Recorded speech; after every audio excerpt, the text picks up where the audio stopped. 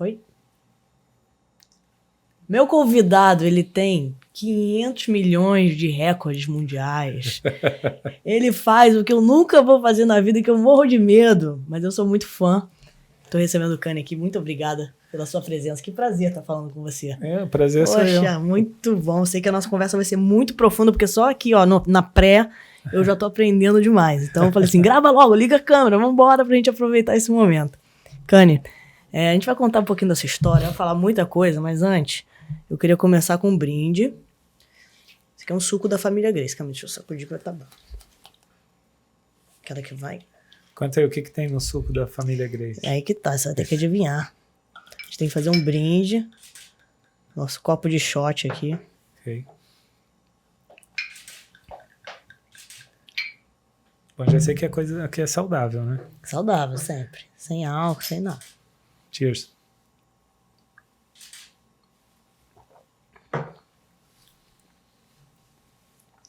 Tem beterraba. Uhum. Cenoura? Não.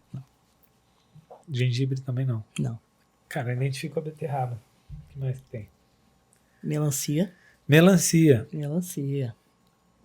Tem beterraba, tem melancia. Tem mais uma. Só mais uma? Só mais uma. Pode saborear? Pode. Aqui no shot fica mais difícil, né? Tum! O que tem? Beterraba, melancia, água de coco? Laranja lima. Laranja lima. Olha. Laranja lima.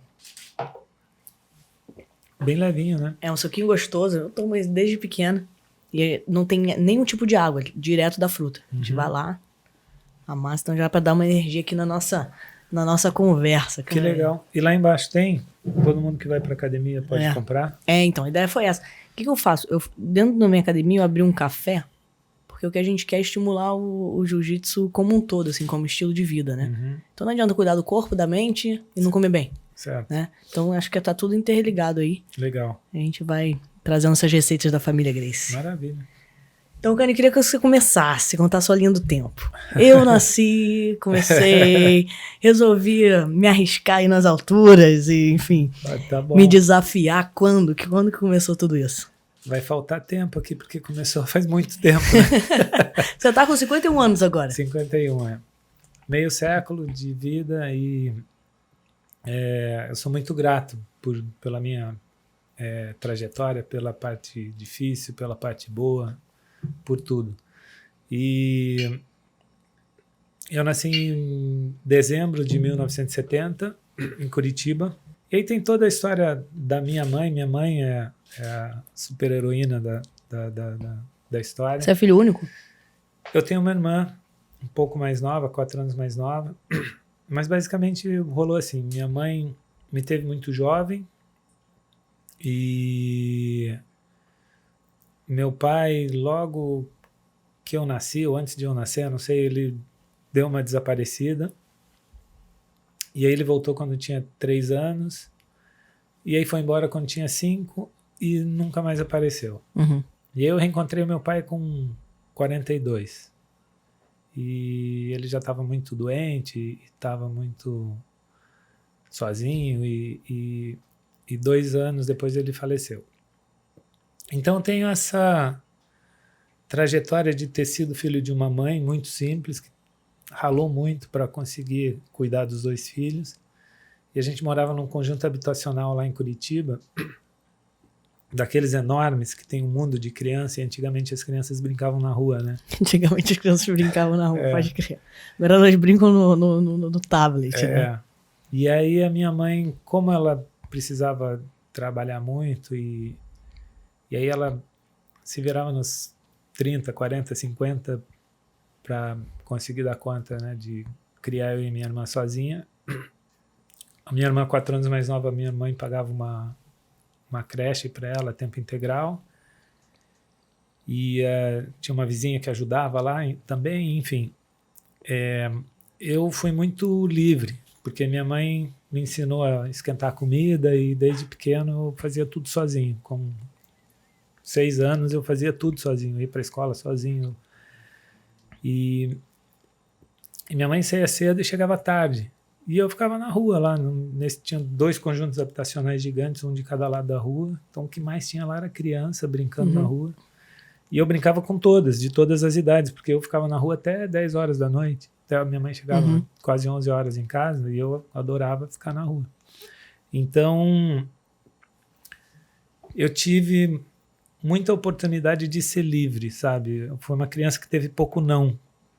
Não pode, porque quase tudo que eu fazia não podia, né? Obviamente.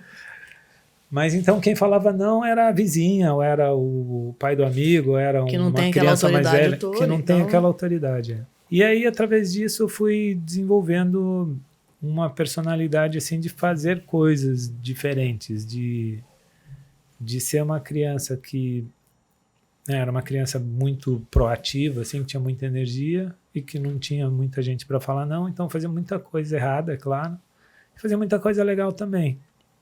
Mas isso eu acho que me deu muita oportunidade assim de desenvolver essa personalidade, de fazer coisas que eu genuinamente gosto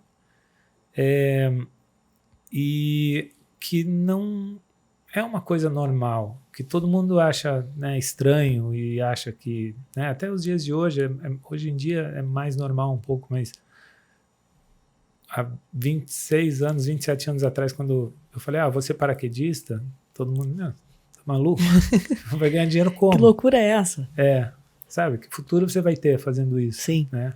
É uma parada para ser um hobby, não uma profissão. E eu acho que essa...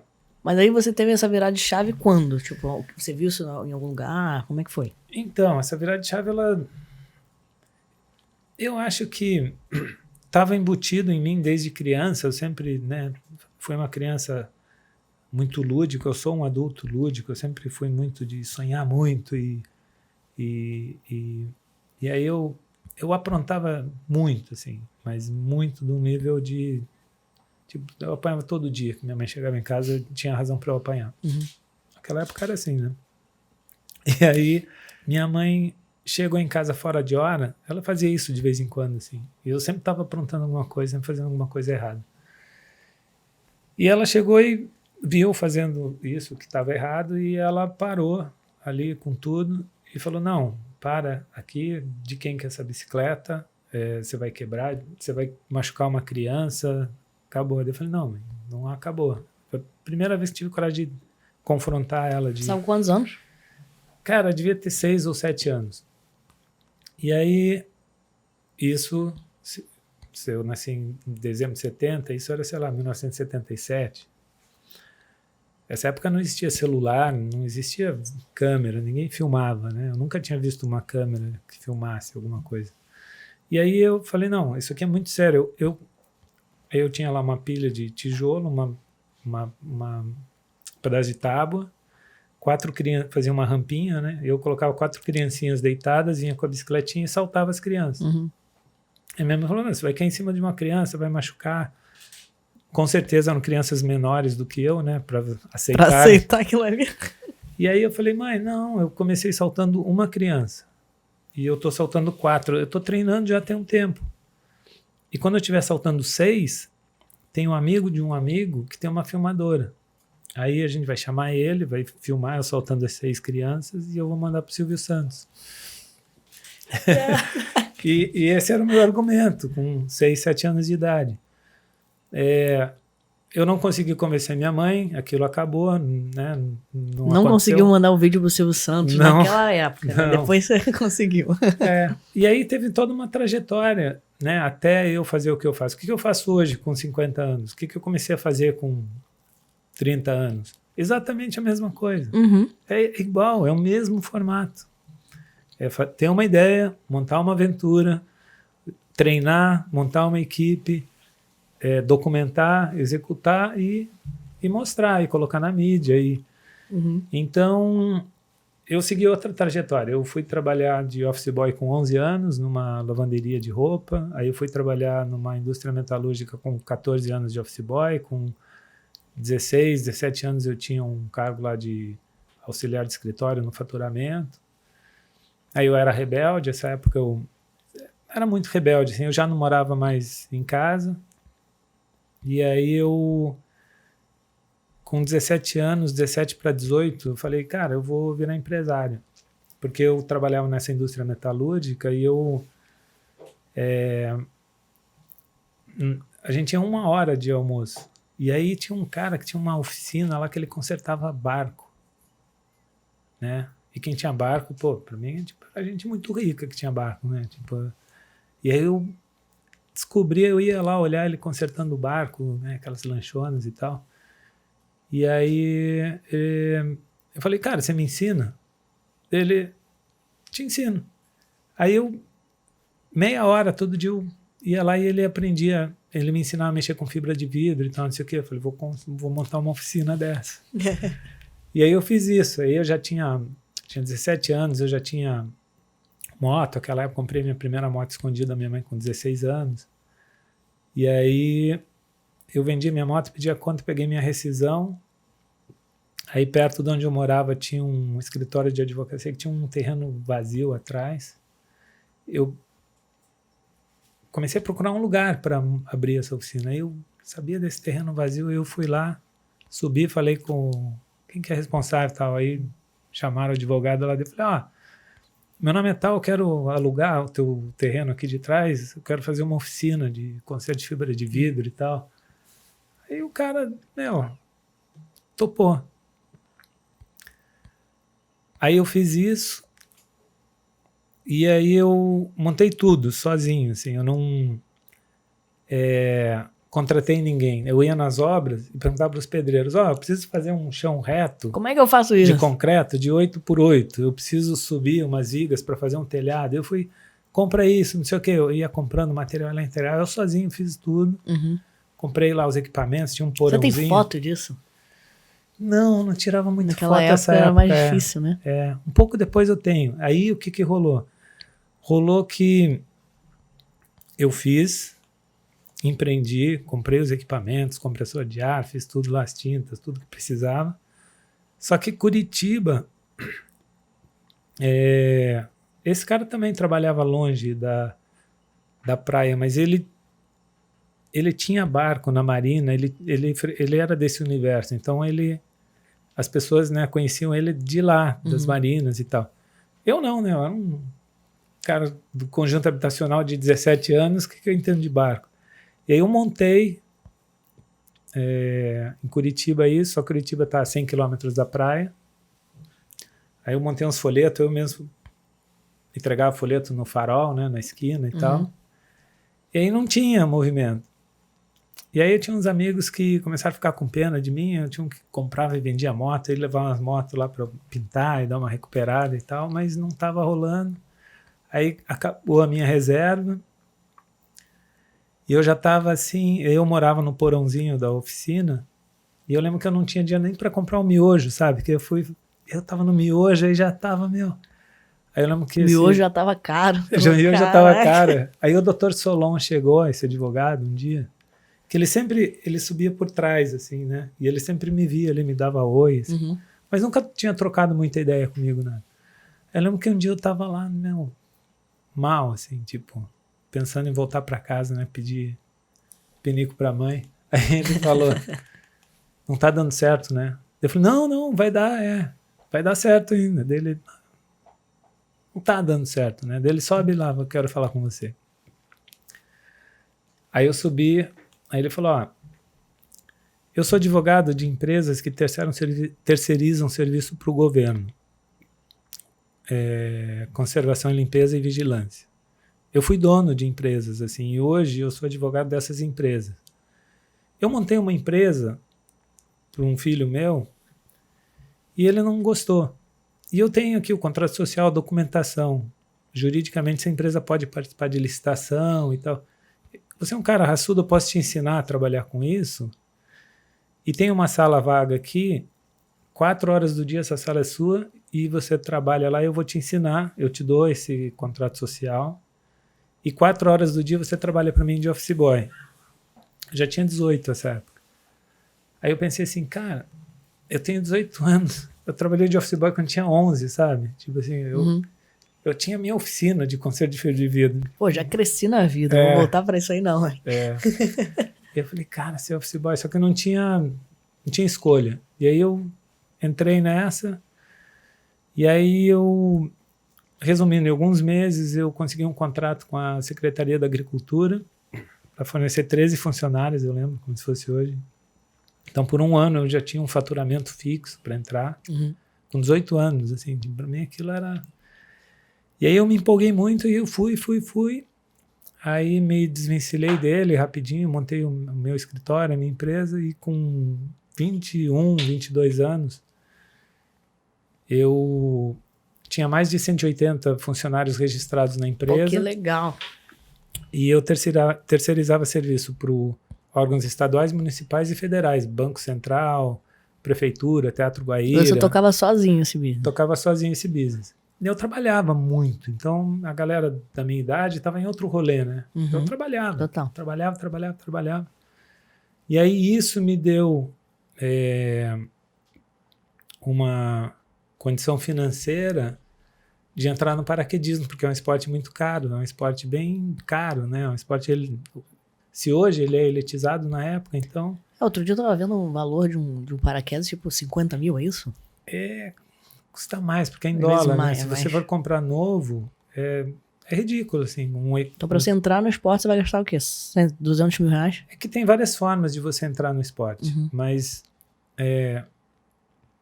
o interior de São Paulo tem um lugar que se tornou uma meca do paraquedismo, é Boituva, o Centro Nacional de Paraquedismo. Tem muito jovem com muita grana hoje, né? Por conta dessa dinâmica, né? De mercado financeiro, Bitcoin, dessas coisas que... tem muita gente muito jovem ganhando muito dinheiro com isso. Então, assim, cara, é muito fácil você ver pessoas, assim, a maioria de São Paulo, assim, que tem um custo fixo de 60 mil reais mensal para fazer um hobby. Que é o túnel de vento, é o salto, é o coaching, é um esporte caro, né? Porque tem avião, os equipamentos são caros, então é bem caro. E aí, naquela época, eu procurei o paraquedismo. Na realidade, eu tive lá a minha passagem pela arte marcial, através do Muay Thai, né? Pela isso eu queria box. saber, como é que foi. E aí teve essa fase do paraquedismo, que a independência financeira veio por conta desse trabalho. Só te cortando aqui para não perder esse fio da meada. Então, o paraquedismo entrou na sua vida junto com as artes marciais ali, nessa época ou não? A arte marcial entrou antes. Entrou antes. A arte marcial não entrou... Acho que eu comecei com 21... E aí eu fui saltar com 24. Então foram 3 anos, mais ou menos, que a arte marcial era o meu esporte. Eu era... Era fera no Muay Thai. Era fera no Muay Thai. Eu era sempre o mais jovem da turma, assim. Mas eu não sei se por conta de disciplina também, de dedicação, de um monte de coisa, mas acho que muito também, assim, também da habilidade de se relacionar, se comunicar. Eu tive o privilégio, assim, de meio que estar ali na equipe de elite, né, da Chutebox na época. Que na época era, assim, uma das maiores equipes do mundo, né? Sim, e muitos lutadores, né, renomados saíram de lá. Sim. Então, essa foi uma fase muito intensa, assim, muito especial na minha vida, mas que não durou muito, né? Acho que foram, sei lá, 2 anos e meio, 3 anos de academia. E aí eu acabei conhecendo o paraquedismo e aquilo me pegou de um jeito, assim, que aí eu me rendi pro... E aí você fez como? Pô, quero entrar no paraquedismo, mas é caro. Como é que você organizou isso aí? Então, o paraquedismo, ele aconteceu, assim, de uma forma muito estranha, porque eu nunca tinha pensado, sabe? Eu quero saltar de paraquedas. Nunca. E aí um dia eu estava dirigindo e eu estava indo para o trabalho e eu escutei uma propaganda no rádio falando que tinha uma equipe de São Paulo ministrando um curso de paraquedismo em Curitiba e que estava tendo salto lá no Aeroclube Bacaxiri, que era do lado da casa da minha tia. Saltos a 9 mil pés de paraquedas, com tanto tempo de queda livre, a 200 km por hora. Aí isso me pegou. Eu falei, 9 mil pés, caindo a 200 km por hora, com paraquedas nas costas. Na época me soou muito assim, James Bond, sabe? Missão Impossível. Eu falei, eu quero sentir isso. Você não tinha nenhuma fobia de altura, assim? Eu achava que não. Até chegar lá, tá, entendi. Aí a hora que eu olhei, tinham 3 pessoas em queda livre se separando para abrir o paraquedas, que é bem no final do salto e é o tracking que a gente sabe. Então tinham 3 caindo juntos e eles separaram e abriram os paraquedas assim. E aí aquilo foi em 1994. Eu nunca tinha visto, nem na televisão, nunca tinha visto um paraquedas. Aí veio uma pessoa caindo, aquilo para mim foi muito forte. Assim, eu falei, cara, eu preciso sentir isso. Tipo assim, esses caras são muito doidos, eu quero sentir. Aí eu fui me inscrevi na hora no curso, e aí era uma semana de curso teórico, e aí tinha o primeiro salto. E aí o curso teórico, ele é muito físico, assim, é muito de, sabe, tomar decisão, o que você faz se acontecer isso, equipamento suspenso, desconecta, rola, faz rolamento, essas coisas que para mim, por conta da luta, era tudo muito fácil, assim, né? Então era um grupo, sei lá, de 6 pessoas na minha turma, e nitidamente as outras pessoas eram mais sedentárias, e aí eu fiquei com aquela sensação, né, pô, eu sou bom nisso, vai ser tranquilo e tal. Aquela autoestima, né? E o feedback do instrutor, eram 2 instrutores.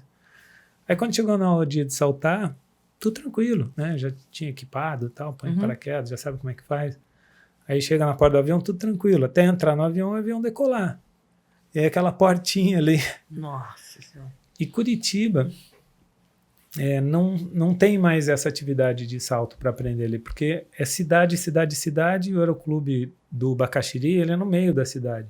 Então é muito restrito. Eles tinham um esquema de aluno lá, que eram 2 instrutores muito bons, eles muito profissionais, que eram o Pedro Ilu e o Gilvandro Fischer. Eles, além de ter o rádio no aluno, eles saltavam na frente do aluno e você ia seguindo o instrutor. Ele saltava com paraquedas maior para você ter referência. Então tinha um no rádio te guiando e tinha um na frente que você seguia, né? Isso é um extra, assim, não existe isso. Você tem um instrutor que está com paraquedas que vai na mesma velocidade que o seu e você só tem que seguir ele. Tem um rádio só. Então eles tinham esse cuidado. Mas para fazer a longa história curta, a hora que abriu a porta do avião, eu entrei em pânico, assim, não era medo, tipo assim, não é medo, é pânico mesmo. Eu falei, não o vou. medo toma falei, esquece. gente, né? O pânico vem e você não anda, né? Você fala, não, a perna não vai. Exatamente isso aconteceu comigo. E aí o Pedro Ilu, que era meu instrutor, falou, não, cara, você está preparado, se foi bem no curso, você vai sim. Eu falei, Pedrão, esquece, brother. Tipo, isso não é para mim. Tipo assim, o medo que eu tô sentindo, você não tá ligado, não consigo nem olhar, brother. E aí ele falou, fechou a porta do avião, pediu pro piloto, que hoje eu entendo o que ele fez. E eu acho, assim, incrível o que ele fez comigo, porque o procedimento normal é você, então você não vai. Mas o Pedrão, ele falou, cara, esse cara ele tem que ir, não sei por que ele cismou que eu tinha que ir. E ele pediu pro piloto fazer uma outra volta, ele faz um 360, né? Ou seja, você atrasa a operação inteira, que no Bacaxiri é super complicado, tem o controle que fica te acelerando, outras aeronaves, isso gera em custo, mais tempo de voo do avião, tarará. Ele fez todo esse rolê para mim, e aí ele fez um trabalho psicológico comigo. Ele falou, olha, brother, a parada é a seguinte, o paraquedismo funciona assim, você não vai morrer, a estatística do teu paraquedas funciona assim, a cada 1000, um não abre, aí se você for um desses 1000, você fez o procedimento de desconexão, você sabe fazer, se você não conseguir fazer o Cypress, vai abrir o reserva automaticamente. Ele falou, sabe qual que é a chance de teu reserva não abrir? Não é 1 em 1000, não existe essa chance, não tem estatística de reserva que não abre. Você morrer, você não vai. E você é safo, você vai se dar bem. Tá? Ele trabalhou meu psicológico, eu fui. E durante o processo de ir, que antigamente você saía ali, pendurava na asinha do avião, tem um montante, e ele dá ok, você solta, tem uma fita, um gancho que abre o paraquedas, a única coisa que você tem que fazer é navegar o paraquedas e pousar no lugar certo. Acho que eu sou a única pessoa que perdeu um instrutor. De tanto medo, o Pedrão estava voando ali na minha frente e eu não via ele. Aí o Gil começou a me dar bronca no rádio e na metade do caminho eu já estava meio perdido, assim, aí eu achei e fui. Então eu tive uma performance assim, muito abaixo da média, tipo nota 0 quase. Só que na hora do pouso, eu fiz o flare e pousei em pé, que é uma coisa muito rara de um aluno pousar em pé no primeiro salto. E aí, na hora que eu encostei o pé no chão, aquele medo, aquilo tudo, se transformou em conquista, né? Tipo assim, eu senti a melhor sensação que eu tinha sentido na vida até aquele momento. Aquilo ali foi uma descarga de adrenalina. Tudo, né? Que a gente tem, que o corpo produz de melhor, eu senti nesse momento. E não só das sensações físicas, né, mas psicologicamente, né, a sua superação de estar fazendo uma coisa que você está quase entrando em pânico, mas você não entrou, você controlou. Então, você venceu o seu medo, trabalhou coragem, né? São tantas as questões que você trabalhou ali naquele momento. E aí eu me senti, né, muito bem e falei, eu quero ir de novo. E eu tinha me programado assim, porque custa caro. Eu falei, cara, eu vou fazer um salto por mês. É tipo, para tirar o estresse, né, do trabalho. Eu trabalhava em escritório. Falei, para tirar o estresse do trabalho, eu vou fazer um por mês, acho que vai me dar. Eu botei, eu quero ir de novo. Ele, mas você não ia fazer um por mês? Eu falei, não, mudei de ideia, quero ir de novo. Tá bom. Nesse mesmo dia você foi? No primeiro final de semana eu fiz 10 saltos. Caraca. E aí, era um processo, porque eu equipava, entrava no avião, e aí o medo é pior, porque você já sabe como é que foi o primeiro. Não é assim que você está com menos medo. É isso que eu ia perguntar. Na segunda você já chegou mais tipo, tranquilo, vou abrir aquela porta e vou pular mais. Não. Como é que foi esse processo psicológico para você?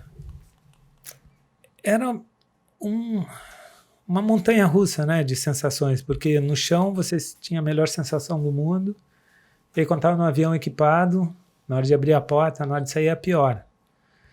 Só que para sentir a melhor sensação, para eu conseguir, né, me superar, eu não tinha outro caminho. Eu tinha que passar por aquele caminho de medo, né? O medo, ele é uma coisa muito desconfortável para todo mundo. Ele só te traz um monte de sensações ruins, né? Ele te dá estresse, é desconfortável, é horrível você estar com medo.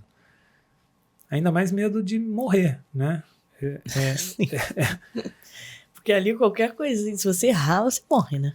É que na realidade não é tão perigoso quanto a gente pensa. Você está de aluno, você está sendo monitorado. A minha sensação é tipo assim, pânico. Eu acho que eu tô que nem você no primeiro voo. Então, se o aluno entrar em pânico, é um problema grave. Porque se você entrar em pânico dirigindo, é um problema grave. Total. Você pode matar alguém, você pode morrer. Então, o esporte, ele é um esporte que depende de avião. Então, ao contrário dos outros esportes de voo, do voo livre, do paraglider, do base jumping, que é muito próximo do skydiving, esses que você salta de aeronave, eles são muito regulamentados. Tem um regulamento muito grande por trás. E as escolas e quem pratica tem que seguir esse regulamento, tem que estar confederado, sabe? Você não pode ensinar paraquedismo se a sua escola não é credenciada pela Confederação Brasileira de Paraquedismo. Sim. E todo país tem esse órgão. E essas normas, elas são muito parecidas, elas são tiradas das normas de aviação, então é muito sério. Então é muito difícil acontecer um acidente com você, nessa fase de aluno, porque você é muito bem cuidado, você é muito... Agora, entrou em pânico, aí atravessando a rua, se você entrar em pânico, você morre. Então, para pessoas como eu e você que tem muito medo, é aquela sensação, tipo, eu tenho a sensação que literalmente eu vou entrar em pânico. E aí vai ter um problema eu sério. chego assim, ó, numa varanda, eu já olho assim pra baixo, tipo, não chego nem muito perto, né? Eu vou chegando, vejo que é muito alto, eu já dou um passo atrás, já me dá uma sensação assim, tipo, parece que vai subindo um frio na barriga, sabe? Essa é a sensação que eu tenho. E às vezes, outro dia me mandaram um vídeo no celular, que era assim, um abismo gigante, e aquele vidro assim que a pessoa passava e parecia que tava quebrando, aí as pessoas, cada uma tem uma reação, sabe? Sim, já viu isso? Sim, já vi. É muito engraçado, eu fiquei me imaginando sendo aquele chinês assim, andando no negócio, e aquele que fez assim, vai se agarrando, meu Deus, eu não posso nisso nunca, porque eu acho que eu vou ser essa pessoa, sabe? Então essa é a minha sensação com a altura. Mas aí me conta, aí depois disso você foi saltando, e quando é que você resolveu que isso seria a sua profissão, assim? Eu comecei a saltar e eu comecei a ter esse ciclo, né, de montanha-russa, de ter a pior sensação, e depois ter a melhor sensação, né? A hora que botava o pé no chão, a melhor sensação, antes de sair do avião e tal, a hora da porta ali é a pior de todas. E eu acho que com uns 20 saltos aproximadamente, eu comecei a superar esse medo, que a maioria das pessoas supera, sei lá, com 3 saltos. E à medida que eu fui saltando e fui aprendendo e fui conhecendo e fui perdendo esse medo de ter pânico, e aí depois de algumas centenas de saltos, aquele salto convencional já se tornou uma coisa normal, eu já precisava inventar alguma coisa para aumentar essa sensação de medo, de superação, tinha que ter uma coisa a mais. Então acho que ao contrário do que as pessoas pensam e as pessoas, né, falam, e tem gente que fala, você é maluco, você é aventureiro, você gosta da liberdade, você nunca vai estar num lugar, você ama a natureza demais, ou você gosta de adrenalina demais, ou você é viciado em velocidade. Todo mundo pode estar certo um pouco, mas eu tenho uma convicção muito grande de que mais de 80% da razão da qual eu faço o que eu faço é a superação. É muito mais forte isso em mim do que a sensação de liberdade ou a velocidade, ou essa sensação, né, que a gente falou de você controlar o seu medo, sabe? Eu consegui. Isso é muito bom, é muito forte. E talvez isso esteja agregado muito, né, a essa sensação de conquista. Esse lance de você se superar, isso meio que vicia um pouco, né? Eu me superei. Eu acho que na luta tem isso, né? Você vai evoluindo, vai alcançando. Quantas superações acontecem até você chegar aqui? Sim. Né? Então, no meu esporte, foi isso. E aí, eu acho que também eu nunca fui muito intelectual, assim, né? Eu sou muito diferente, né, de pessoas que são intelectuais e adoram estudar, e eu nunca fui uma criança que gostou de ir para a escola. Né? Eu gostava de fazer educação física. E eu acho que essa inteligência corporal que está no meu DNA, eu acabei usando isso para estar me superando, né? Dentro desse... Achei uma coisa que era o meu maior medo, e o meu maior medo se tornou meu propósito de vida, né? Ter coragem de desafiar esse medo foi muito importante para eu conseguir fazer o que eu gosto, conseguir ter a profissão que eu tenho, né? E, enfim, deu uma prolongada. Vai editar, né? Não, a gente vai aproveitar tudo, porque eu tô adorando, que tá super profundo, e assim que eu gosto. Cani, tem limite para essa superação? Não existe limite para a superação pessoal. No meu esporte, como você depende muito da mãe natureza, você depende muito dos fatores externos, né, que é uma coisa muito forte, tão superior, né, a qualquer coisa que a gente pense. Você acho que nunca vai conseguir se superar em todos os aspectos. Sempre vai ter algo para você melhorar e estar se superando. Eu acho que a gente não pode querer superar as condições impostas pela mãe natureza, porque a gente depende muito disso. E eu acho que isso é um aprendizado muito grande. Você aprender, seu pai entende bastante disso, seu irmão entende bastante disso, né? No voo livre, no kite, né? O quanto que a natureza determina e o quanto que ela deixa ou não deixa a gente fazer o que a gente quer. Você já foi contra a natureza em algum momento? Eu já tive algumas lições. Eu tenho mais de 20 anos de carreira profissional, e isso é um assunto que eu abordo em palestra. Na hora de você dar uma entrevista, na hora de você negociar um contrato com um patrocinador, você não foca nas coisas negativas, você fala das coisas positivas, mas todo mundo passa por perrengue. Eu tive 4 situações que eu quase morri, literalmente. Eu tenho mais de 14 mil saltos, eu nunca quebrei uma unha saltando de paraquedas. Eu sou muito cuidadoso, eu sou muito medroso, eu sou muito minucioso. mas eu faço coisas arriscadas. E por conta de fazer essas coisas arriscadas, teve 4 eventos, 4 situações que eu cheguei muito perto assim, dessa linha de morte. De morte, de não ter saído do projeto com vida. Isso aconteceu na primeira década de profissão. Eu já tive 2 décadas e meia, quase. Depois da primeira década, o último evento que eu tive foi em 2007. De lá para cá, eu nunca tive susto nenhum, nunca... E eu faço coisas mais elaboradas, né, para os olhos das pessoas, mais arriscadas, mais complexas. Então, eu acho que tem um período que, quando você é jovem nesse esporte, que 10 anos de esporte é muita coisa. Eu posso pegar um atleta que tem 5 anos de esporte hoje contra eu com 25 e ele tem uma performance muito melhor do que a minha. Por conta de ele estar saltando todo dia. Eu não salto todo dia. Dele estar mais treinado, de ele estar... Só que no nosso esporte, o que acontece? Mas a experiência não é a mesma, né? A experiência não é a mesma.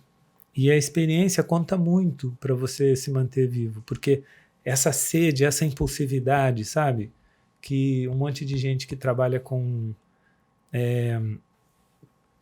como coach, ou sabe, que quer inspirar e dar motivação para as pessoas. Vai, tem que cair, tem que errar, e tarará, tarará. No meu esporte não é bem assim. Se errar, porque morreu. Às vezes, não se errar, morreu.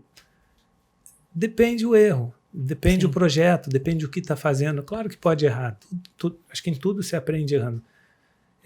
Só que tem alguns erros, né, dentro do que eu faço, e outros vários esportes, que eu acho que, né, surf de onda grande, várias coisas, que eu acho que tem erros que você não pode cometer. E as pessoas que estão mais deslumbradas, que estão com aquele brilho no olho mais forte, que elas estão muito mais expostas a deixar que isso aconteça. Uhum. Então, eu deixei de competir em 2004, faz muito tempo já, né? E o paraquedismo, ele tem vários segmentos, várias competições dentro do esporte que são incríveis, só que não são mainstream, não aparece na TV, ninguém sabe como é, porque é muito diferente de uma arte marcial ou de uma corrida de carro ou de um jogo de futebol, que todo mundo pode ter a sensação de chutar uma bola, de fazer uma curva a 80 km por hora. Uhum. Você está fazendo uma performance com o seu corpo em queda livre ou com paraquedas de alta performance. É muito diferente, as pessoas não conseguem entender o que tem por trás, a dificuldade, o treinamento, a sensação. Então não é um esporte mainstream, mas existem modalidades que são incríveis, que são atletas que se dedicam, que treinam igual os atletas dos esportes mainstream, só que não tem um reconhecimento. Assim. Então você pratica isso por amor, só que chega uma hora e você fala, tem que pagar a conta também. Sim, total. No jiu-jitsu acontece isso também. Tipo, quem assiste os campeonatos de jiu-jitsu são pessoas que já vivem aquele meio ali, então é um nicho muito pequeno. Então a grande massa não para assistir, porque não passa na televisão, é só no online da própria federação, confederação, enfim. E aí chega um momento que você fala, cara, e aí, o que eu faço? Eu preciso pagar as contas. E aí a forma com que eu achei de continuar fazendo o que eu gosto, uma coisa muito legal assim que aconteceu, você falou, quando que você virou a chave e falou, eu vou trabalhar com isso? Eu fiquei 2 anos saltando no Brasil, aí eu logo ia para Boituva todo final de semana, então toda sexta-feira eu morava em Curitiba, eu ia para o interior de São Paulo, aí saltava sexta, sábado, domingo e voltava, era um hobby caro. E eu comecei a fazer isso, e aí naquela época a gente assistia os melhores do mundo através de fita VHS que vinha, né, dos Estados Unidos, e chegava no Brasil 1 ano depois, mais ou menos. Então a gente via hoje o que a galera está fazendo 1 ano atrás e já era assim, E eu fui identificando que os melhores atletas, não só os americanos, os europeus, a França tem uma representatividade muito forte, né, em tudo que voa, os franceses eram muito bons. De uma forma geral, assim, os melhores sempre foram os americanos e os europeus. E aí eu vi que os melhores do mundo, eles treinavam muito numa área de salto que tinha, chamada Paris Valley, que fica ali ao sul, fica a oeste de Los Angeles. E aí eu falei, cara, eu vou dar um jeito de ir para lá. Aí eu tava já com o meu trabalho, assim, já não gostava mais do que eu fazia. Era uma época que tinha muita inflação e o governo... acontecia muito do governo parar de pagar e simplesmente não pagava. Então eu tinha contrato, né, federal, estadual e municipal, então às vezes o estado parava de pagar 3, 4 meses, às vezes o município parava de pagar. E aí eu comecei a viver aquela loucura. Essa instabilidade, né? Jovem, né, com 20 e poucos anos, com uma responsabilidade enorme, né, de um monte de gente. Aí eu falei, quer saber, eu vou fazer rescisão de tudo, pedir rescisão de contrato de tudo. Falei, vou pagar a rescisão de todo mundo, o que sobrar, eu vou morar nos Estados Unidos. E aí eu fiz isso e não sobrou muita coisa, é claro. E aí eu fui humildemente morar nos Estados Unidos, consegui guardar uma grana para fazer um curso na UCLA. Era um curso de quê? Era um curso de... Ele era mais focado em propaganda, advertising, mas a parte criativa. E eu consegui colocar umas matérias de audiovisual também, de produção. Que eu gostava muito de filmar, eu já tinha um capacete com a câmerazinha e tal. Acertei tão bem nas matérias que eu escolhi, assim, que pela primeira vez na vida eu estava sendo bom aluno. Eu tirava A+, agora eu A+. gosto de estudar. E aí eu consegui um estágio por conta de nota boa numa produtora, que foi uma coincidência, assim, uma sorte. Que era a produtora da época responsável pelo maior número de produções cinematográficas e de campanhas publicitárias especializada em imagens aéreas. Aerial Focus. E aí, na época, eles fizeram aquele filme, não sei se você vai lembrar, Caçadores de Emoção, primeiro. Sim, com o Keanu Reeves e o Patrick Swayze. Então, eles tinham feito esse filme, eles tinham feito um monte de coisa, assim, incrível. E aí eu fui estagiar, e aí eu tava com muita sede de trabalhar, eu precisava, né? E o dono da produtora um dia falou, cara, você é muito raçudo, assim, tipo, eu nunca tinha visto a mão de obra, assim, o cara que firmeza. Queria convidar você e tua namorada, minha esposa gostou, teve um evento que a minha namorada foi, falou, minha esposa gostou do seu namorado, a gente quer convidar vocês para almoçarem lá em casa, tal dia. Eu falei, beleza, né?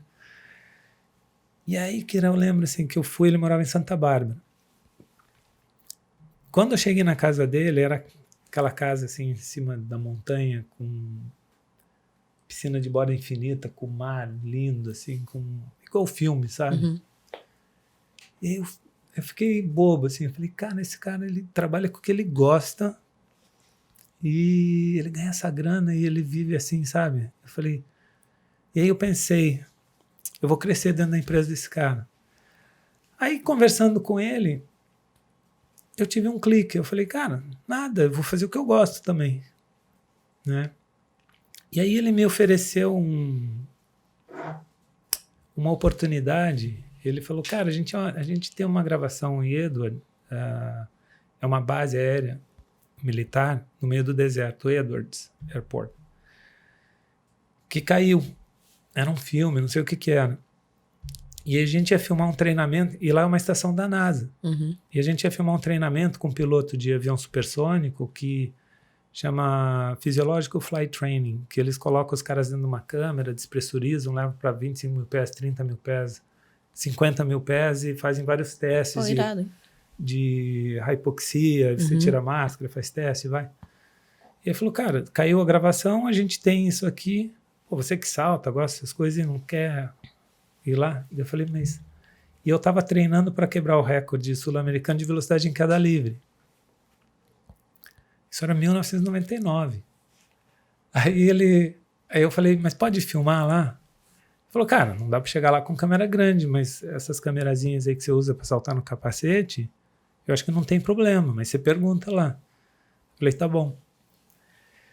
E aí eu nunca tinha feito uma produção minha. Eu trabalhava nas produções dele e tal, dos outros, né, e tal. Aí eu levei minha namorada e falei, ó, filma aqui assim, filma aqui assim. Eu cheguei lá, falei, ó, a gente vai documentar aqui e tal, sou paraquedista, eu tô trabalhando nesse recorde, eu vou ter que saltar de 25 mil pés com oxigênio, então esse teste vai me ajudar e tal. basicamente, do nada, eu tive uma consultoria dos engenheiros da NASA, lá de aerodinâmica espacial. Os caras ficaram amarradão, deixaram filmar o que eu quisesse, me deram um monte de dica, e aí eu documentei todo o meu treino lá, né, de uma forma simples, mas está tudo documentado. E aí eu ia filmar os saltos. E eu tinha contratado um cara que era campeão mundial para me filmar e tal, o Fritz do Flyboys. E aí eu falei para Delize, minha namorada da época, eu falei, cara, teu pai que conhece pessoal lá da Rede Globo, ele não tem um contato de alguém que eu vou filmar isso aí, eu mando para lá, vai que a gente consegue. Ou seja, aquela história lá do Silvio Santos estava guardada na cabeça até... Era isso, mas você não liga na hora uma coisa com a outra, né? Sim. E aí ela falou, tá bom. Aí ela veio com um contato do Fantástico. Cara, em 1999, eu falei, cara, não tem contato do Fantástico, né? Tipo, era muito, assim, eu pensei... Falou, pô, queria fazer alguma coisinha, alguma coisinha. Né? Mas era o que tinha na época, só que na época não tinha, né, TV a cabo, não tinha rede social, não tinha nada. Tipo, Fantástico era... Todo mundo assistiu Fantástico. Uhum. E aí... Não, sair no Fantástico era, tipo, ficar famoso no Brasil, acabou. Então, e aí eu não tinha essa pretensão de, tipo assim, botar o projeto no Fantástico, o primeiro projeto, né? E aí ela me deu esse contato, eu falei, vou mandar um e-mail, né? Mandei um e-mail. Eu acho que até o e-mail era uma coisa meio que nova na época, assim. Aí eu mandei um e-mail, Rogério Marques, lembro o nome dele até agora. Até outro dia a gente tava rindo dessa história. E ele me deu corda. E aí ele me falou depois, né? Ele falou, pô, esse moleque doido, eu vou dar corda para ele para ver até onde que ele vai. Uhum. Aí, resumindo, eu mandei por FedEx as fitas mini DV na época para ele. Cara, e aí eu fiz o projeto lá, né? Não foi fácil, é claro, não tinha grana, foi, maior perrengue. Mas aí finalmente consegui mandar. E aí eu lembro que ele falou, pô, gostei, acho que vai dar certo. Deu sério? Aí eu sei que eu comecei a receber mensagem, naquela época, ligação, enfim, e-mail, essas coisas, porque eu estava na chamada do Fantástico, ia ser matéria de destaque. Irado. E aí, quando aquilo passou, na época, né, tipo, 1999, assim, os meus amigos, os meus familiares, assim, como assim, né? E aí eu falei, cara, é isso que eu gosto de fazer. Tipo, sabe... Fui reconhecido pelo que eu ralei, pelo que eu treinei, por tudo que eu fiz. E essa foi uma injeção assim, de estímulo para eu continuar fazendo isso. E estou fazendo até hoje. E aí abrir a mente e falar, cara, eu quero isso aqui, esse aqui é o meu próximo desafio, superação é essa. E você monta o projeto todo. Sim. E isso é muito legal, né? Porque você abriu o leque aí, você é uma pessoa já capacitada em tudo. Você não chega só, eu faço ali meu esporte. Não, calma aí, eu faço meu esporte, eu sou capacitado para produzir, eu penso em todo o enredo do negócio, assim, né? Mas eu sou muito grato a esse berço lá em Los Angeles, assim, porque o Paris Valley recebia muita produção cinematográfica, coisa de filme, ter trabalhado na Aerofocus, que é uma empresa que fazia muita produção de cinematográfica, né? Sim. Vários filmes de Hollywood, assim. Então eu aprendi num lugar assim que é o berço, né, do cinema. Então, produção audiovisual lá é uma coisa assim muito forte. E aí, quando eu comecei a fazer os meus projetos, eu tinha esse DNA, né? DNA de produção cinematográfica. Assim. Então, eu sempre prezei muito pela... Sabe, eu fazer esse projeto aqui, cara, eu não vou ter lucro, mas eu vou ter um helicóptero com uma Cineflex. Uhum. Não interessa, é o projeto da minha vida. Tipo, isso para mim é mais importante. Então, por muito tempo, assim, foi muito investimento, né? Muito, assim, tipo... É que as pessoas só veem o sucesso, né? Lá, que maneiro, olha só, pô, fez isso. Enfim, ver aquela produção e não ver o por trás do que você fez para chegar ali, né? E tem uma parte muito chata que é a legislação, né? Porque tudo que envolve aviação, que envolve a legislação, uma das mais burocráticas e mais chatas que tem, assim. Então, é muito difícil, é muito fácil de você desistir. Porque é um não atrás do outro. E para você conseguir o sim é meio que tipo missão impossível, entendeu? Eu quero muito isso e, eu não aceito não. E isso rolou muito, assim. Aí tem o risco também, né, do medo de... Por muito tempo eu fui o cara que sempre correu mais risco. Uhum. Então acho que uma grande parte assim do meu trabalho é o gerenciamento de risco, porque é muito fácil você ter uma ideia, né? Não é tão fácil, mas muita gente pode ter uma ideia. Pô, se você fizer isso, aquilo e tal. Mas para tirar do papel e pôr em prática é outra história. Então esse risco hoje eu já reduzi ele muito e agora eu estou reduzindo mais ainda, né? Porque até por conta da onda, né? Do seu momento de vida, do que te estimula, qual que é a sua superação, o que te estimula a estar fazendo. Se eu não gostasse tanto da produção, né, da parte de filmagem, do audiovisual, eu já teria parado de saltar, eu acho. Então, uma paixão meio que veio alimentando a outra. E aí você vai construindo uma carreira profissional, aí você tem um network, aí você tem um reconhecimento que, cara, você não pode simplesmente pegar e falar, meu, eu vou parar de fazer isso. Então, por exemplo, o último projeto que eu fiz, o das sementes... Que, inclusive, que projeto sensacional. Muito legal. Vou até botar a imagem aqui pra gente assistir também. Tá. Mas o projeto das Enquanto sementes... você fala. Ele tá zero atrelado a performance, a risco, ele tem uma causa, né? Que é fazer uma semeadura que poderia ter sido feita de uma forma muito mais simples. A gente poderia ir lá, não tem... dá para fazer a semeadura de barco? Não. De trator? Não. Dá para ir de caminhão, de carro? Não. O único jeito que dá para ir lá é voando. Mas para que soltar uma caixa a 14 mil pés caindo na velocidade X, que você tem que ir lá, pegar, abrir, desenvolver essa caixa que ela vai abrir, que vai funcionar, que isso, que aquilo? Por que você não pega um helicóptero, vai lá e voa a baixa altura e solta as sementes? É bem mais fácil. Poderia ter sido feito assim.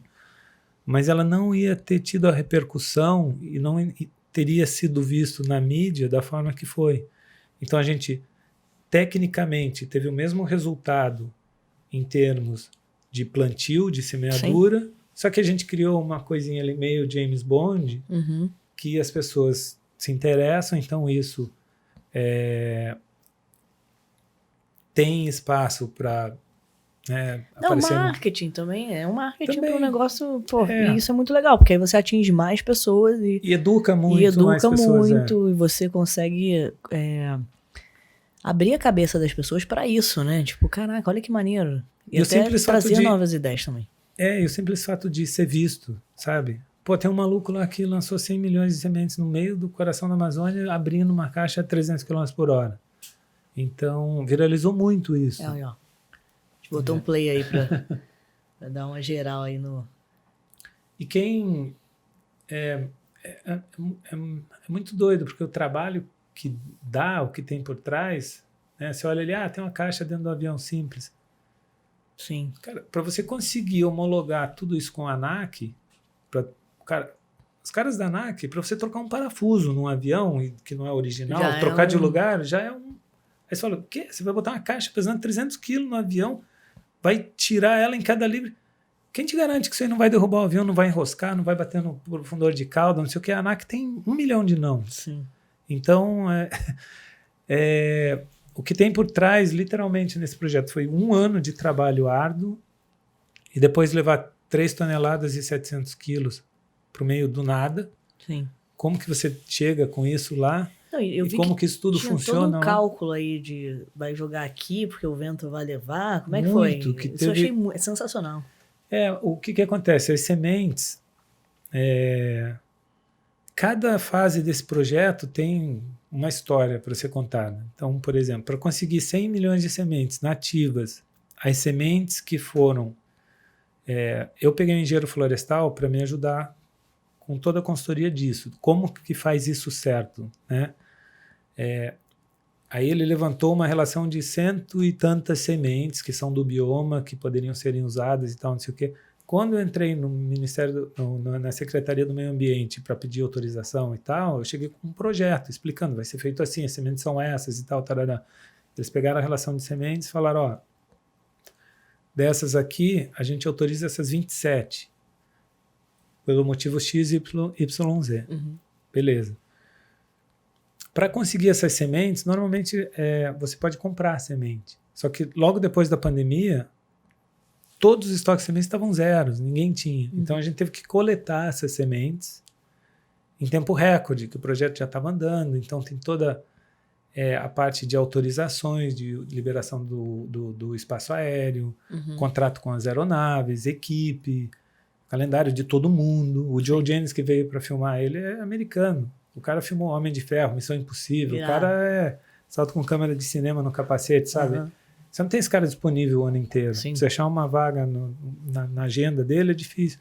Então, para montar todo esse quebra-cabeça, conseguir as sementes em tempo recorde, é um trabalho enorme. E aí a confecção das caixas, como que ela funciona, como que vai testar. Eu levei 4 caixas para lá, 3 caixas com sementes dublês, que a gente chama. Então, em vez de ter sementes, elas tinham vermiculita e palha de arroz. Para fazer esses testes, para saber o vento de camada, o vento de solo, vem de onde, vai para onde, que intensidade que está, que altura que são os ventos, a que altura ele está, em que velocidade, qual que é o peso das sementes, tudo isso para você testar, e daí no teste ver se funciona ou se não funciona. Para quando chegar na hora de jogar as sementes de verdade, que foram 300 quilos de 27 espécies de sementes do bioma nativo, que foram todas coletadas especificamente para esse projeto, em tempo recorde, aí foram todas beneficiadas para terem um índice de fertilidade superior a 95%. Então essas sementes são sementes que depois que elas caem no solo, se for terra, não pode ser em cima de mato, né? Se a semente cai em cima de uma folha de árvore, ela vai ficar ali e não vai germinar. Sim. Ela tem que tocar na terra. Então, se tiver exposição de terra, essa semente cair ali, ela não precisa de intervenção humana. Ela precisa de chuva e sol, só. E na Amazônia chove. E você está monitorando essa área para ver como é que vai ficar daqui a pouco? A gente está monitorando a área através de satélite, E eu fiz um teste, eu não me aguentei. Eu fiz uns 2, 3 meses antes do projeto. Eu joguei 3 sementes no quintal do prédio que eu moro. E eu falei para o Ricardo, que é o zelador que molha as plantas, lá e tal, eu falei, não rega aqui, deixa no tempo, não mexe, sabe, não ajuda. E tem 3 arvorezinhas desse tamanho, assim, de cedro ali. Então, para a gente conseguir ver na região, através de imagem de satélite, ou ir lá, talvez lá fisicamente seja mais fácil ver essas arvorezinhas pequenas.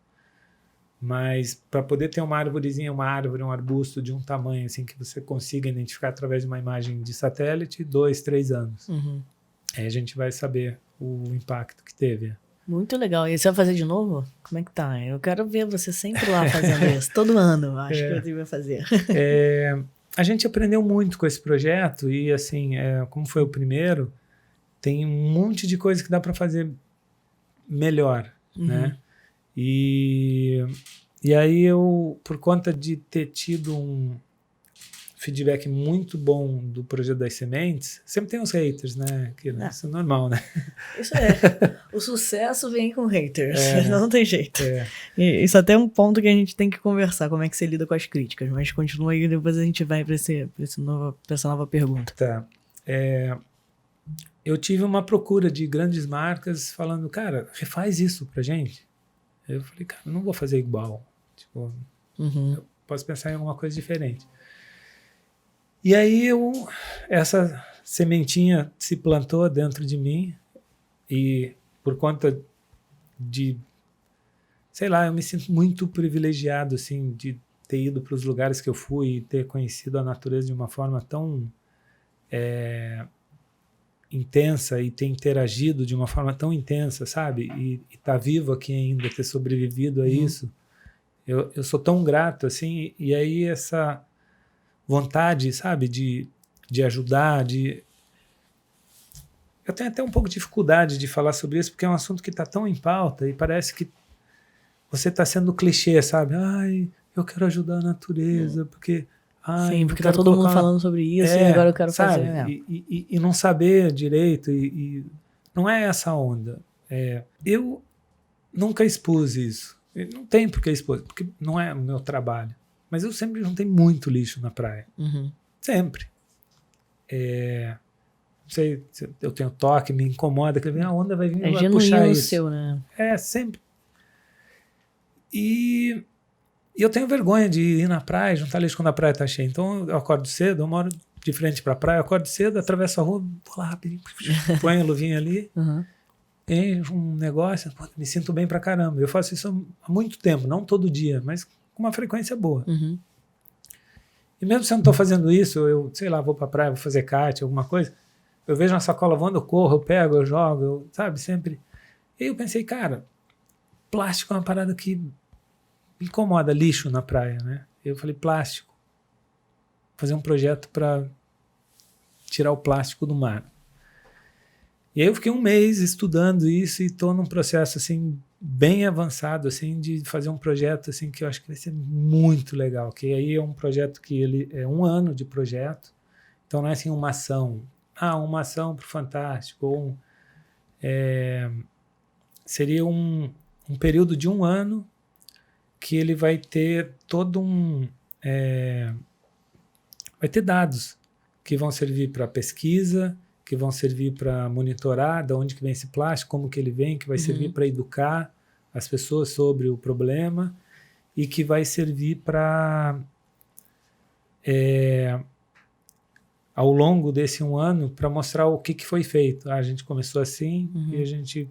Isso é muito legal, porque o que dá pra perceber quando você fala é assim, tá tão dentro de você, assim, esse propósito, essa conexão com a natureza, que mesmo não sendo uma obrigação sua, você quer cuidar de todas as áreas, né? Não, sério, é o lixo, vamos plantar, porque tá tudo... nós fazemos parte desse mundo, dessa natureza, e a conexão com a natureza faz... a gente precisa muito disso, né? Sim. E o homem, ele tá cada dia mais desconectado de tudo. Então, eu vejo em você muito isso, assim. E você passa essa energia, uma energia boa, uma energia de calma, assim, tá com você. Eu lembro que quando a gente se conheceu, assim, eu falei, caraca, ele é, assim, na minha cabeça eu falo assim, ele é muito corajoso, cara, é muito sinistro. E aí, quando a gente se conheceu, assim, eu vi uma calma, sabe? Uma energia super do bem, assim, que contagia. Eu acho isso muito bom, porque a gente troca energia, né? A gente tá aqui trocando energia. E eu gosto de trocar energia com pessoas do bem, assim. São pessoas que a gente quer próximos da gente, assim. Né? A gente se torna, né? A energia que tá em volta da gente, que você... Né? Mas esse lance né? Eu fiz o projeto das sementes e é um trabalho também, sabe? Tem a parte que, sei lá, eu gosto de trabalhar. Eu gosto muito de trabalhar, eu preciso trabalhar. Eu tenho 51 anos e eu não penso em me aposentar, sabe? Eu não penso nisso, eu quero ter uma vida boa. Eu não sou, mas se eu fosse rico, eu quero curtir, eu vou viajar, acho que eu nunca vou fazer isso. Eu não penso em fazer isso. É porque quando você ama muito o que você faz, né? Eu vejo meus bisavós. Pô, meu bisavô dava aula de jiu-jitsu com 93 anos. E aí a gente falava assim, não precisa. Ele, não, eu gosto disso aqui. Ele gostava, ele curtia, vestir o kimono e tá ali, e tá inserido. É um privilégio, né? Você descobrir o que você gosta. E poder viver do que você gosta, né? Poder escolher o salto mais difícil. Você me falou que tiveram 4 aí que foram complicados na sua carreira. Tem como você mapear ali e escolher o mais difícil da sua carreira? É muito doido, assim, porque as pessoas sempre me perguntaram, qual que é o lugar mais bonito que você já saltou? Ou qual que é o projeto mais importante? Ou qual que é o salto mais difícil? Para mim sempre foi muito difícil, sabe? Tipo, nominar um. Porque todos têm uma parada especial, mas não é porque o projeto é recente, mas acho que de tudo que eu fiz, por mais que era um projeto que não envolvia risco de morte, sabe? Eu não estava preocupado com isso de forma alguma, assim. Mas o projeto que foi mais difícil para mim foi o das sementes, porque eu estava com uma carga de estresse tão alta, mas tão alta, que acho que foi a primeira vez assim que eu tive Eu não acho que é um desequilíbrio emocional. Eu acho que eu chorei porque realmente eu precisava, assim. E o que rolou foi que a gente fez a pré-produção durante 1 ano e tiveram vários obstáculos, assim. E eu já estava com um contrato assinado com marcas grandes, BTG, Audi, Sim. Oakley, Global, sabe? Eles entraram já no começo do seu projeto. No início do projeto. Você chega e fala, ó, tem esse projeto aqui, eles vão ir... Exatamente. Eu chego com um projeto, assim, eu trabalho muito, assim, o trabalho que dá, por exemplo, agora, eu não tô... O cara fala, você tá saltando muito e tal, não sei o quê. Não, faz 2 meses que eu não salto. Não, mas por quê? Porque eu tô trabalhando na apresentação do projeto que eu vou vender. Sim. Então, só o trabalho que dá de pesquisa, de tudo e tal, para você chegar numa reunião e sentar com um executivo do BTG, da Audi, de uma empresa assim, e não perder o tempo dele, e você vê que o cara... Esse aqui é o seu projeto aprovado, né? Você não vai fazer um negócio mais ou menos. O trabalho já começa aí. Eu passei por todo esse processo e a gente filmou 27 dias, 22 dias o Projeto das Sementes. A gente ficou 2 semanas na Amazônia, entre Manaus e Novo Aripuanã, e eu pensei, quando o projeto bem pré-produzido, isso é fato. Se você faz muito bem a pré-produção de um projeto audiovisual, quando você chega para executar, tudo acontece no cronograma, tudo é mais tranquilo. E a gente trabalhou muito para estar tudo certo. E eu pensei assim, cara, 13 dias vai ser muito lá, né? E aí, quando a gente montou o cronograma de filmagens, o que fazia em cada dia, colocou vários dias de weather day, sabe? Deixou bem light, assim. Eu falei, cara, vai ser light. Quando eu cheguei lá, tanto de imprevisto que começou a acontecer, e aí era um estresse que eu dormia 3 horas por dia e não parava 1 minuto, e dentre o que tinha que ser filmado e tudo de logística que estava dando errado, tinha que resolver e tal. Eu fiz trabalho desumano, Kira, te juro, trabalho desumano, assim, sabe o que é desumano? Ao ponto de, vou dar um exemplo, assim, simples, a gente está lá em Novo Aripuanã, para onde eu levei um avião com capacidade para 12 pessoas e um helicóptero com capacidade para 4 pessoas. Isso levou a minha equipe. Eu fui num barco, isso é 1h30 de voo. Sim. Eu fui de barco, 28 horas de barco, porque todo o equipamento, 3,7 toneladas de equipamento, foram colocadas nesse barco. Então, as 4 caixas das sementes Costea estavam lá, cada caixa pesando 250 a 300 quilos, não sei quantos litros de combustível para helicóptero, um monte de coisa. E aí,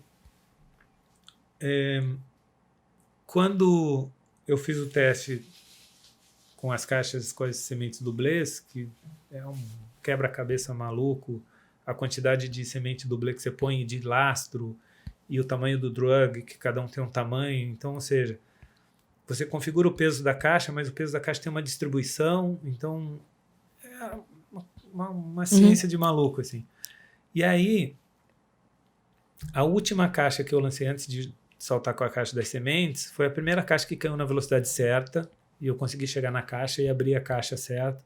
Funcionou, só que ela desceu vazando semente. A pressão do pilotinho na tampa dela, ele fazia, a tampa fazia assim, ela saía semente, e saía semente. Quando eu abri, tinha menos da metade, ou seja, as sementes de verdade teriam saído muito alto, e elas não iam cair na área desmatada, elas iam passar da área desmatada, porque a gente calculou que a 6.000 pés, era 6.500 pés, que o vento de camada dava uma aliviada. Então, a gente calculou esse vento abaixo de 6.000 pés, com o vento de solo, que também era diferente, a gente fez esse cálculo de locação para abrir. Então, quando eu abri a caixa dublê na altura certa, já tinha menos da metade das sementes, ou seja, a gente desperdiçou a maioria das sementes. E eu tinha que consertar esse vazamento da caixa. E tinha mais um dia só de projeto, contrato com as aeronaves, autorização do espaço aéreo, tudo. Equipe, 15 pessoas, profissionais que custam caro, tudo. Eu tinha mais um dia só e fiquei até 3 horas da manhã tentando resolver com um monte de gente lá. A gente colocou na borda por dentro uma espuma que parecia... como é que é aquilo de piscina? Macarrão de piscina, sabe? E aí eu sabia que aquilo não ia funcionar, 300 por hora, aquela cola com aquilo não ia. E aí eu fui pro hotelzinho, cara, eu tô fritando, né? Não consigo dormir. 4 horas da manhã eu já sei. Aí saí correndo e tal, tomei um banho, cheguei na casa do Pezão, que era o cara lá local que começou a ajudar a gente. Não era produtor local, era um cara local que começou a ajudar e o cara ajudava pra caramba. Cheguei lá 4h30 da manhã e falei, Pezão, você conhece alguém que... Coitado do cara, tava com a gente até às 3 da manhã, que acabado de deitar, eu acordei ele. Eu falei, você conhece alguém que trabalha com solda aqui? Ele falou, conheço. Eu falei, mas sabe onde ele mora? Ele falou, sei. Eu falei, vamos lá. Ele, cara, é 15 para as 5 da manhã. Eu falei, eu sei. Tem que resolver, brother. Vamos lá. Aí a gente foi lá, acordei o cara, pensa, cara, lá no Novo Aripuanã, cara, no meio do nada. No meio do nada. Você nem entende a língua do cara direito. E eu conversando com ele, tentando explicar, e vai, não sei o que, ele soldava, mas não tinha um material, então não sei o que. Eu falei, Pezão, tem uma lojinha aqui de material de construção? Eu achava que não ia ter, né, cidadezinha. Ele, já sei, eu sei onde ele mora. Aí foi. Ele já sabia que é. Aí fui lá, acordei o cara, peguei o material que eu precisava, voltei. E literalmente o cara sabia fazer, uma coisa que eu não sabia fazer, só que ele era no ritmo dele, né?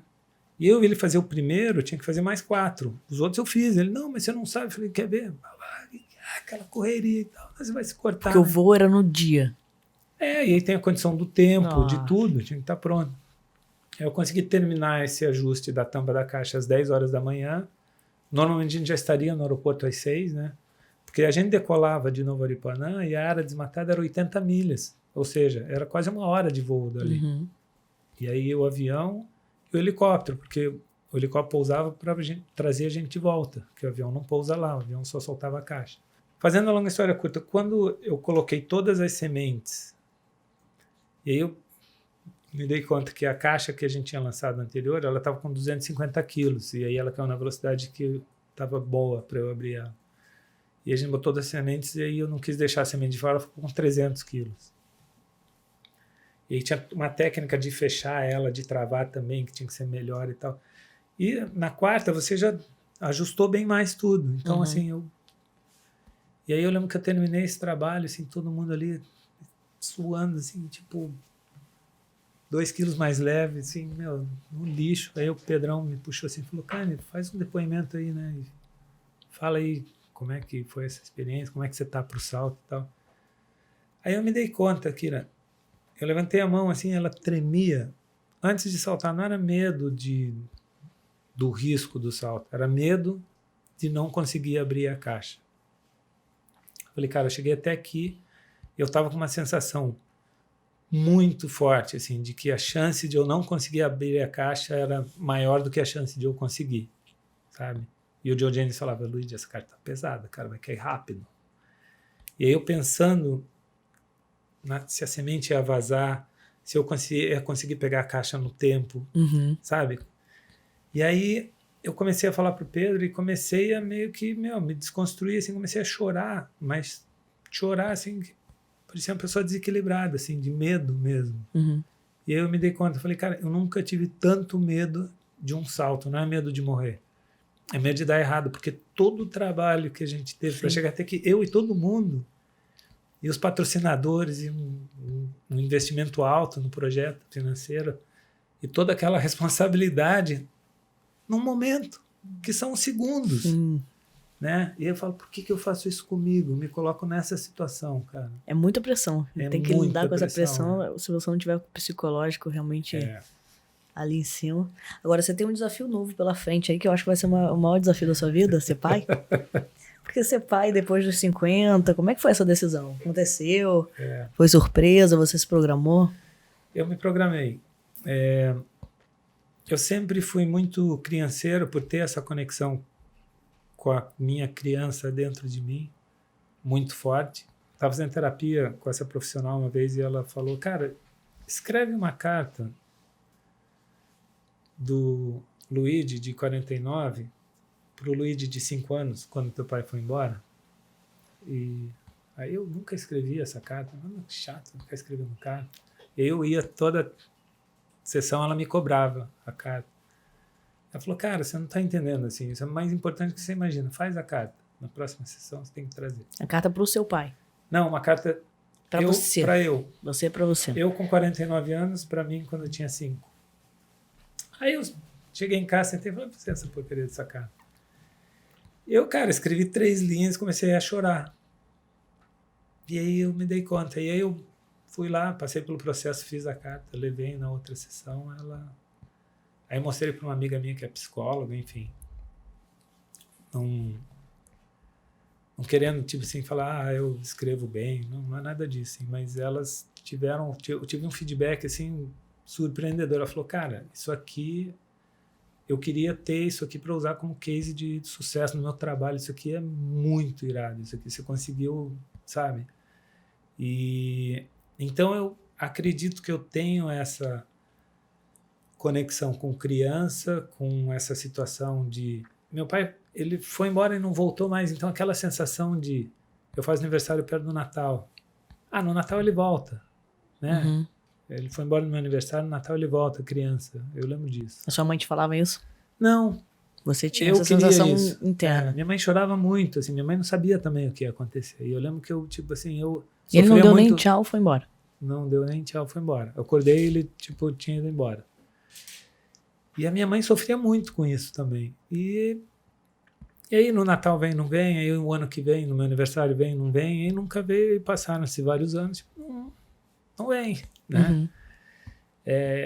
E aí, como eu falei antes, ele apareceu na minha vida quando tinha 42 anos.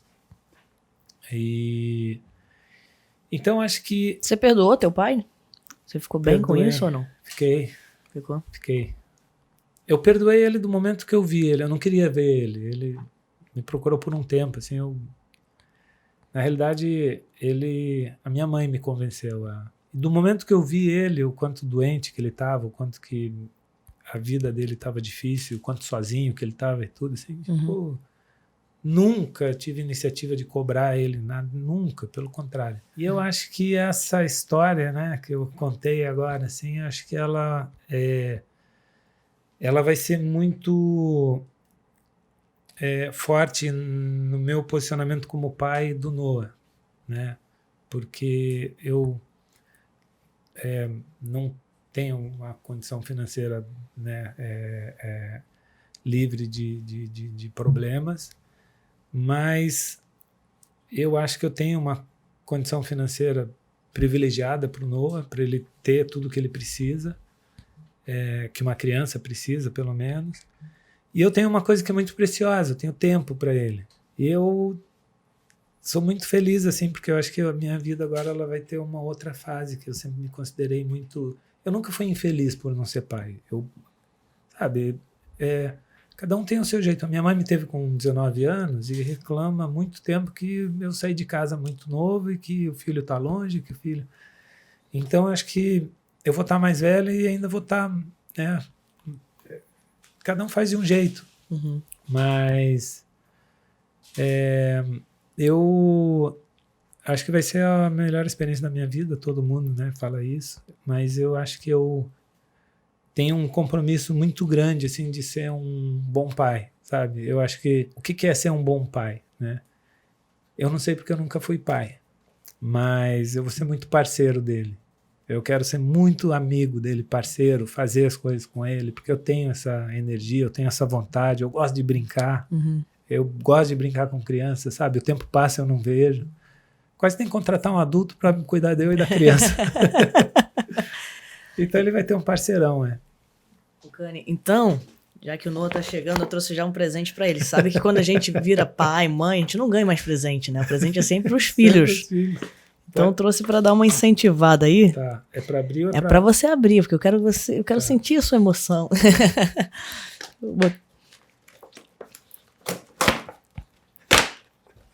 Presente Grace para ele aí, ó. Acredito, cara. Sabe o que acontece, Kira? Então, cara, Ó, tem já a calcinha pronta, a faixa preta. E que boninho. Eu vou te falar o que eu acho disso aqui.